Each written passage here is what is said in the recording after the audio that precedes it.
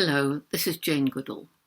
We're living in dark times, especially environmentally, where we're faced with the twin threats of climate change and loss of biodiversity, and also still battling with the pandemic.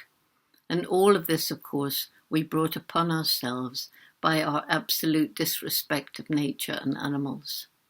It's so very important that we realize we're part of and depend on the natural world for clean air, water, food, everything. But it's healthy ecosystems we depend on.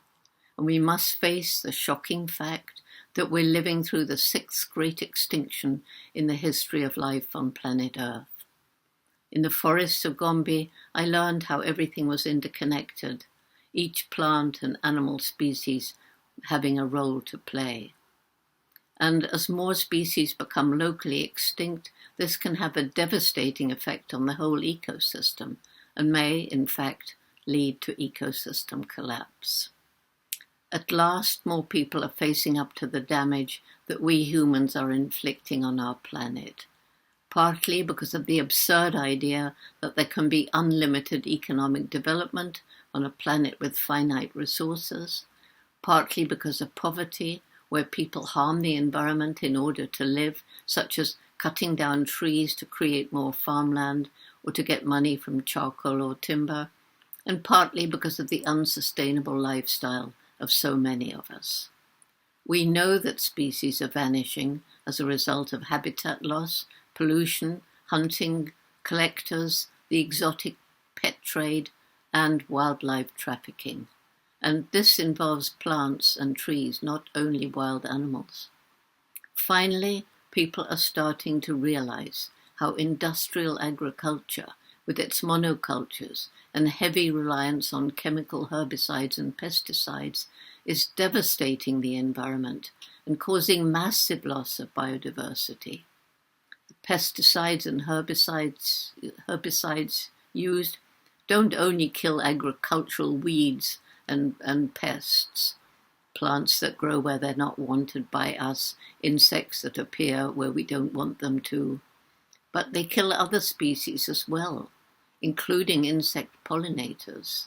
And they also kill the soil on which everything depends. This means more artificial fertilizer is used, with sometimes disastrous effect as it's washed into the rivers and oceans. Factory farms are particularly damaging, as more and more habitats are destroyed to grow the grain needed for the billions of sentient animals crowded into inhumane conditions. It takes a lot of water to turn vegetable to animal protein, and all these animals produce methane gas during digestion, a very virulent greenhouse gas. And also, of course, vast amounts of CO2 are released by the heavy machinery used in industrial farming. All of that is depressing, but fortunately, we're beginning to tackle the problems that we've created. We're beginning to use our extraordinary intellect to put things right. We're very lucky in that nature is so resilient. There are now many examples of areas that we have polluted and destroyed that, given the chance, and perhaps some help, can once again become beautiful. There are farms where the land was once ruined by so-called conventional farming, all that use of pesticides and so on, that are being offered back to the natural world, and records kept of the gradual return of wildlife.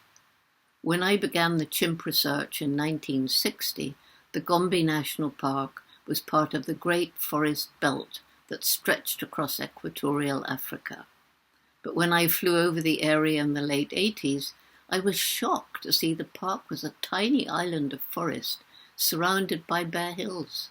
There were more people living there than the land could support, cutting down trees to get more land for farming or to make money from charcoal or timber. I realized then that if we didn't help the people to find ways of living without destroying their environment, we couldn't save chimps, forests, or anything else. And this led to the Jane Goodall Institute's very holistic program, Tokari, that began in 1994. It's our method of community-led conservation.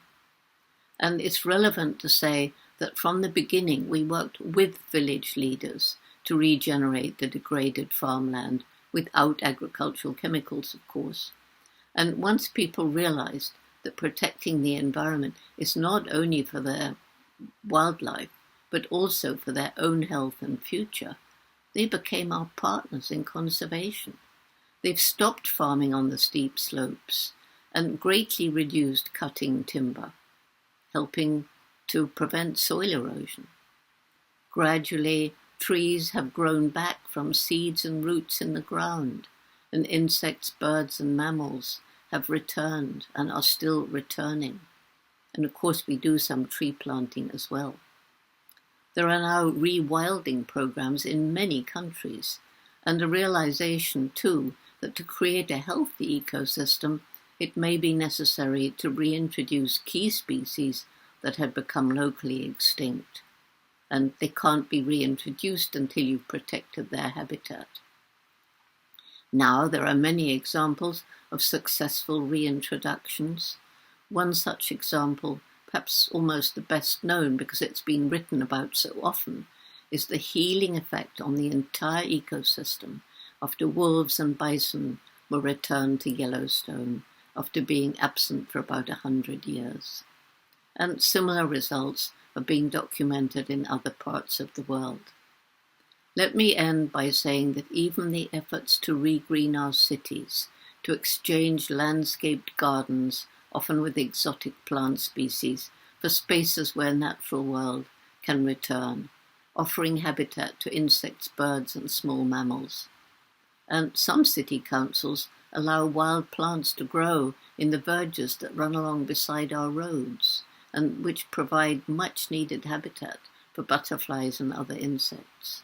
People are beginning to wake up and to realize that if we don't take action to protect and restore biodiversity, we're doomed.